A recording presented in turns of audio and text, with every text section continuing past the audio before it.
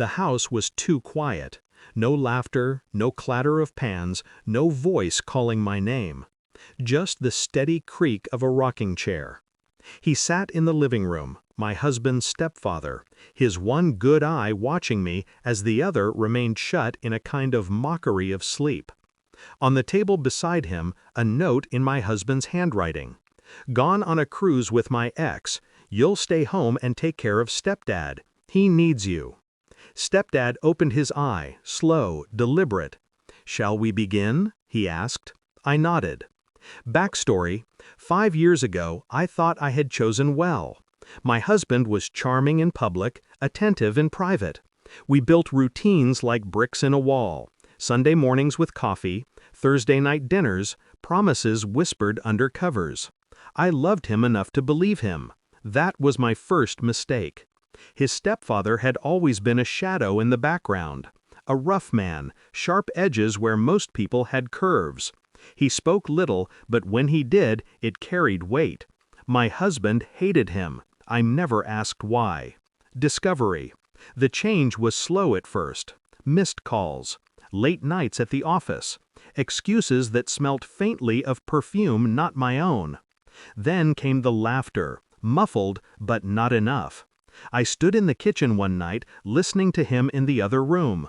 Low voice on the phone, softened in ways he never softened for me anymore. The evidence arrived 1 week later.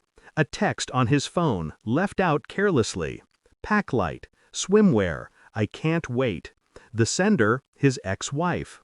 I didn't cry, I didn't rage. I memorized the date of their trip.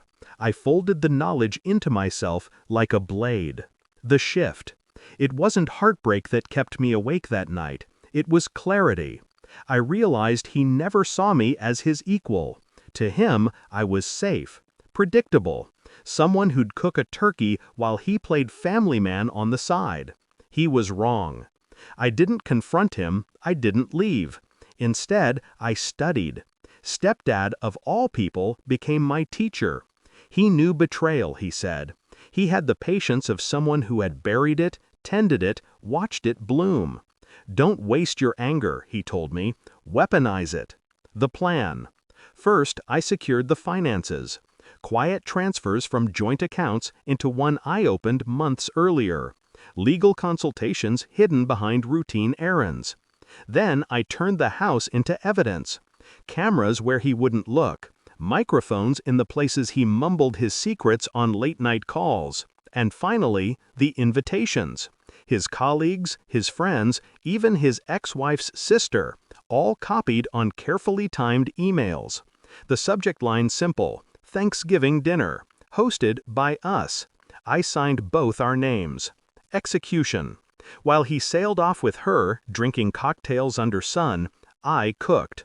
Not for him, but for the audience that would gather when he returned. Stepdad watched from his chair, saying little, but I caught the flicker of approval in his eye. "Timing," he muttered, "is everything." 4 days later the cruise ended. He walked through the door, tan, relaxed, until he saw the crowd waiting in our living room. His boss, his mother, his ex-wife's sister, and me. Climax. I let the silence stretch. Let him see the camera feed paused on the TV screen, him kissing her on the ship deck. Let him notice the divorce papers neatly stacked on the table, his signature line already highlighted. "Sit," I said. He did. Slowly, like a man approaching the gallows. Every secret he thought was hidden, I laid bare. His boss learned where company funds had really gone, romantic getaways masked as business trips. His mother saw her son for what he was, not what he pretended to be. His ex-wife's sister? She heard every word he had spoken, mocking their family. His face crumbled piece by piece. Then came the final twist. I slid over a deed transfer, his childhood home, the one he swore he'd never lose, signed already in Stepdad's name. All legal, all airtight. He had unknowingly given me power of attorney months ago, hidden in a stack of routine documents he'd signed without reading. Stepdad leaned forward then, his voice gravel and smoke. Shall we begin? My husband broke. He begged for forgiveness, for mercy, for something to hold on to. But there was nothing left to give. Resolution.